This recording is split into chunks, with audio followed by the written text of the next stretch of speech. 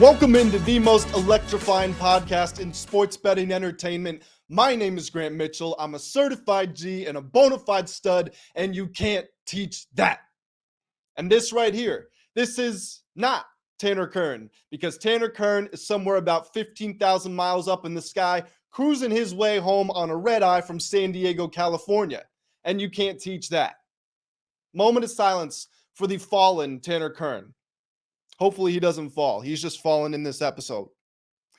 Thank you. And now let's also have a round of applause for Tanner, because he's not just ditching out on the show for no good reason. He was in San Diego speaking as a guest panelist at a sports betting conference. So huge round of applause to Tanner, out there doing big things. Shout out to the kid. Shout out to my partner. He's doing big things right now. And we are doing big things on this show. You guys have been going ham on that subscribe button. We have been growing the community far and wide, and we truly appreciate it. But we're not satisfied. So I'll tell you what, if you're listening to this podcast right now and you haven't subscribed to the channel, I have one question. What are you doing? Join the family. Join the Ride the Line family. Look, you can find myself and Tanner here on days where he's not up on a red eye. You can find us here on Mondays, Wednesdays, and Fridays, giving out our favorite betting picks. On Fridays, we have NFL specials where we preview all of the divisions in football. We're coming up to the end of those, and then we're going to get to our conference previews and our full playoff brackets.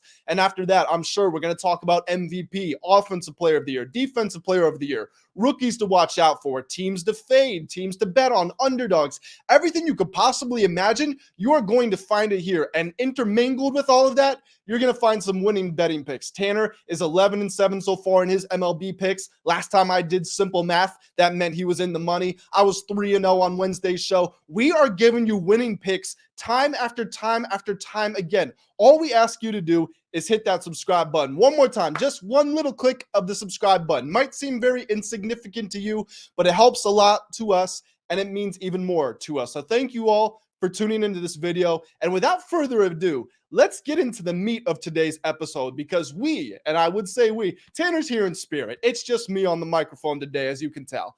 But I am going to be diving into the NFC West. This has been a very fierce division in the NFL recently.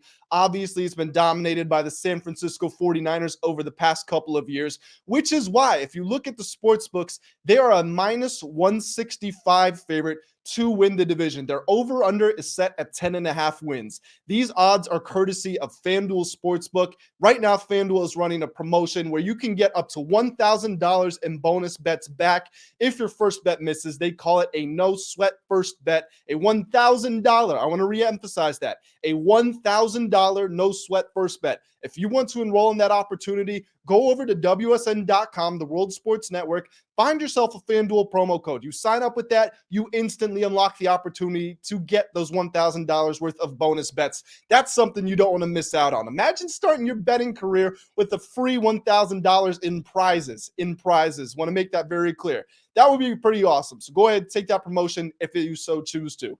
Let's dive back into these 49ers here, because they went 13-4 in 2022, one of the best records in the NFL. They won their final 10 regular season games. Yes, things started a little rocky. They had injuries to different players, Jimmy Garoppolo, what's his name? Trey Lance, almost forgot him because it feels like we haven't seen him in so long. Brock Purdy, Mr. Irrelevant, steps into the starting lineup, takes them all the way to the NFC Championship game. And of course, in the NFC Championship game, Purdy got injured. Josh Johnson, who was just signed up the practice squad, was injured as well. And then they couldn't go to Garoppolo. Lance wasn't dressed. They had 4 injured quarterbacks. None of them could throw the ball. Purdy just had to hand the ball off all game. George Kittle was commenting after the game about how it's extremely frustrating. And who can blame him? Who wants to get to the biggest game of the year and what could be, in the best case scenario, the second biggest game of the year? Because obviously if they had won, they would have gone to the Super Bowl, and you don't have anybody capable of throwing the ball. I know Christian McCaffrey was the emergency quarterback,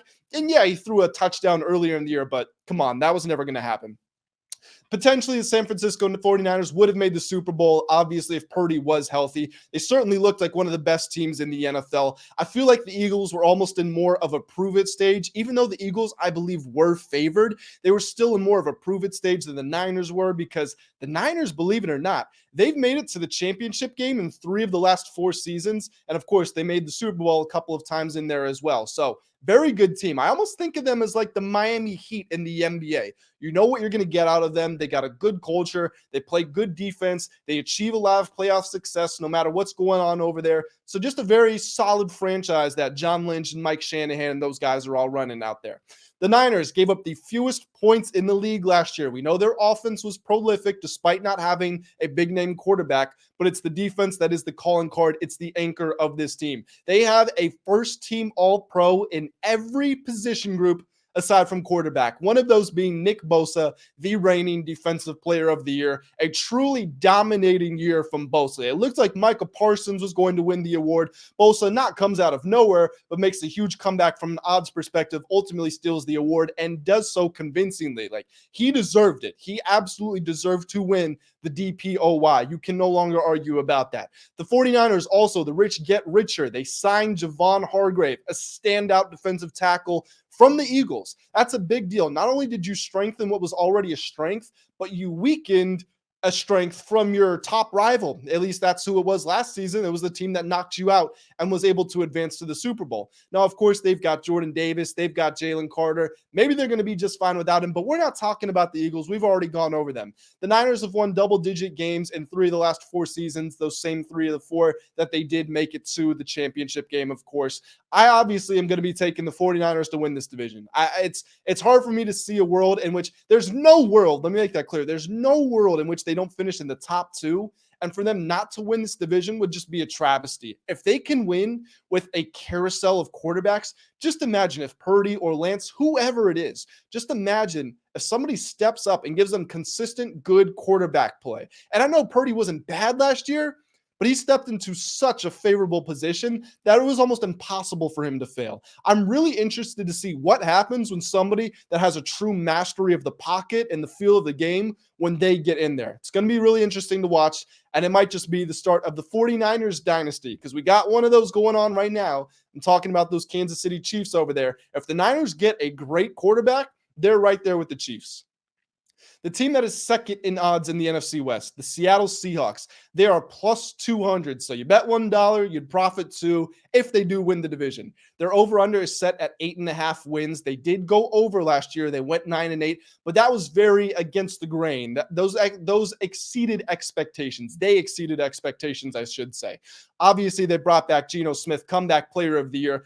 Love Geno's story. I don't understand how Brian Robinson Jr. was shot twice in the leg, comes back 4 weeks later, and has a pretty solid rookie season. He's not the comeback player of the year, but that aside, Geno's back on a 3-year, $75 million deal. They also drafted Jackson Smith-Njigba, wide receiver from Ohio State, probably going to be lined up in the slot, and Devin Witherspoon, cornerback, with the 5th overall pick. That Seahawks defense, the one that was really porous, all of a sudden, they got a couple nice, young, exciting corners, obviously Witherspoon being one, and then Tariq Woolen, who had a really good year last year. He's going into his 2nd year. This Seahawks defense, they're going to be something to watch, and obviously they brought back their veteran leader, Bobby Wagner, who was a part of those Legion of Boom teams, went down to the Rams for a quick vacation, won a Super Bowl, and now he's back to lead the troops back. I don't want to say his hometown, but his stomping grounds. How about that? Where he's used to winning games and winning big games, including the Super Bowl, like I mentioned. That wide receiver core stuffed with talent. DK Metcalf, Tyler Lockett, Smith-Njigba. We've got to see how the last in that list develops in the NFL and how he performs. But on paper, that's certainly one of the most formidable wide receiver trios in the league. Kenneth Walker had a really good rookie year at running back. So that's just going to be an exciting offense, obviously with Geno at the helm. The offense wasn't the problem last year. It was the defense. They gave up the 8th most points and the 7th most yards. You're hoping Witherspoon's going to help out with that. You're hoping Wagner's going to help out with that. Yes, there still are a couple of other holes in the roster, but certainly it's a lot better than it was last year. They also have the 10th easiest strength of schedule the Seahawks do, and they dominated the Cardinals and the Rams last year, who we're going to talk about in just a second. They went 2-0 against both of them, so that's 4 wins right there on the schedule. The only problem was they went 0-2 against the Niners. And the Seahawks are going to win games. They're going to win their out-of-division games, especially with a favorable strength of schedule rating. However, they can't win this division if they don't at minimum split against the Niners. Obviously, you would love to go 2-0 against them, because as much faith as I have in the Seahawks in the out-of-division schedule, you probably still have more faith in the 49ers. So Will the Seahawks go over 8.5 wins? I do believe so. Will they win the division? I do not believe so. I don't think that they are going to get those 2 wins against the Niners. And even if they split, like I said, got more faith in the Niners covering all the other games. Maybe not covering, but covering their back, if you know what I'm saying, winning those other games. So I would still be going with the 49ers as my best bet. If these odds were a little longer, a little more inflated, maybe I would say this was a good hedge bet of the Seahawks. But for 2-1, I just don't quite think it's worth it given the dominance that we've seen out of San Francisco. The third team in the division, the Los Angeles Rams, they're plus 1,000. And at this point, it does feel like it's a practice in futility. It's just throwing away money, in my opinion, if you bet on either one of these teams. The Cardinals still to come. They're over-under set at 6.5 wins. Look, I do think they could potentially get 7 wins. I think most people are penning them for 3 or 4, and it could be that bad. It could also, like I said, maybe be 7. In a perfect world, maybe they get 8. But my best bet for this one is going with the under here. They went 5-12 last year, just a year after they won the Super Bowl. Pretty incredible stuff. Stafford and Kupp are coming back from injuries, but how long are they going to hold up? Kupp hasn't really dealt with injuries in the past. A, is he going to be the same player? And B, is he going to be fully healed? Is he going to deal with nagging injuries? And then Stafford, he's had some serious ailments lately. Is he actually truly healthy? Has he actually shook off everything? This is a guy who was beat to hell when he was with the Detroit Lions. And even though he was, found success with the Rams, won the Super Bowl, obviously, he still led the league in interceptions. He's been sacked a lot. This is a guy who's much older in playing age than his actual age. And his actual age isn't still that young anymore. Jalen Ramsey's gone. Bobby Wagner's gone. Obviously, Von Miller's gone a year ago. Odell's gone. This is a team that has been pretty gutted of its star players. Aaron Donald is still there, yes, but he had the worst season of his professional career last year. He missed 6 games. Just didn't look like Aaron Donald. The line is unproven. The secondary is missing big-name players. And on top of all of that, you lost significant draft capital during your push to the Super Bowl. And it was worth it because you won. You captured the Lombardi Trophy. That the ends justify the means.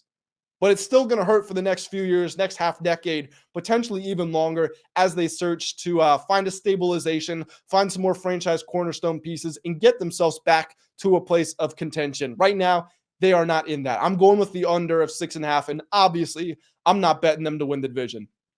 The team that is at the bottom of the odds, and I do believe they have the worst Super Bowl odds, which is the sports books telling you they think that the Arizona Cardinals are the worst team in the division. They are plus 2,400 to win the division. Please save your money. Please, I beg of you. They're over-under set at 4.5 wins. There's a sneaky chance they could go over. 4.5, that's 5 wins out of 17. 5-12, that can't be that hard to do. But with all that being said, I do think they are going to go over. They're going to go under. Excuse me. I do think the Cardinals will go under. I've got over for the top 2 teams, under for the bottom 2 teams. The Cards went 4-13 last year. They're only 28-37 since drafting Kyler Murray with the first overall pick. Former Heisman winner, a guy you just gave an enormous contract to. You want to see better from the team. You want to see better from him, and you also want him to be healthy. Yes, he missed not all, but most of last season. He's going to be out for at least a month. At least that's what the reports are indicating. Going to be out for at least a month to start this season. J.J. Watt retired. DeAndre Hopkins was released. Budda Baker is one of your star defensive players, really the only true star, and he wants a trade. Granted, he's showing up, but he still wants to get out of there. You're going to have to question his motor probably at some point in the season. Jonathan Gannon is a first-year head coach. He's coming off of a successful tenure with the Eagles, but again, never been a head coach before. Andy's a defensive guy. Obviously, the defense needs help, but so too does the offense. We've seen in this era of young quarterbacks and elite offenses, it's the offensive-minded coaches that are able to bring the best out of their teams. We haven't necessarily seen a ton of that from defensive coaches. Of course, there are exceptions, like McDermott being one of them, but still, it's not the rule of thumb. So we're going to have to see how that goes. The Cardinals did make a smart trade. The Cardinals did make a smart trade with the Houston Texans where they had the chance to pick third, which most likely would have been Will Anderson Jr., the Alabama edge rusher. They traded back, and they got a ton of draft capital in future drafts, and they were still able to get Paris Johnson, a big, burly offensive lineman out of Ohio State. So you're setting yourself up in your protection for the future, and also you've got a rich of picks in the next couple of drafts. But in the immediate future, the immediate short term, it's not looking great. It's just simply not. So the Cardinals, do I think they're going to be the worst team in football? It's a little hard for me to project that because, again, when you're splitting hairs over 2, 3, 4 wins, who really cares at that point? But do I think the Cardinals will be last in the NFC West? I do. Do I think they will be one of the worst teams in the NFL? I do. And guys, that is where I'm at with the NFC West here. If you've made it this far in the video, I'm just about to give you my favorite betting pick. That's the little treat. It's the Avengers, Marvel movies credit scene. If you make it all the way to the end of this show, I'm giving you my favorite betting pick for Friday. But before I do, if you made it this far, you owe it to yourself and you owe it to us. Subscribe to the channel, please. It means the world to us. And most importantly, we don't want to go broke. We got to pay the rent. So help us out. Subscribe to the channel, like the video, comment, let us know what you think of the NFC West. And here it is, my favorite betting pick for Friday. Look, it's not that inventive. It's not rocket science here, people. I'm taking the Los Angeles Dodgers on the run line -1.5 against the worst team in baseball, the Kansas City Royals. At the time that this is being recorded, you can still get this line for -140. I know, -140 for a run line. Sue me. This is a bet that is going to win. At least it should. For the Dodgers, they've got Bobby Miller, not the best pitcher in the world, but 3-1 with a 4.13 ERA, going against Jordan Lyles, who is 1-11 with a 6.68 ERA. He was 0-15. The Royals were in games he'd started to start the season. Yes, he got a win recently. Do I give a you-know-what? No, I absolutely don't. Lyles has given up 19 home runs so far this season. Guess what? The Dodgers have hit the second most home runs in baseball. A clear mismatch on offense, on the mound. The Royals have the worst record in baseball against the spread at 27-53. Yes, the Dodgers might not be having the same year that they have in years past, but guess what? They still have a winning record, and they still have a winning record against the spread. Give me the Los Angeles Dodgers, and I'll tell you what, give me Ride the Line because I'm riding into the weekend. Shout out to my boy Tanner Kern. Look forward to seeing you back on Monday. Guys, we are going to head out of here, and I'm going to head out of here. Do yourself the favor, subscribe to the channel, and until next time, continue to ride the line, and we will see you all very soon.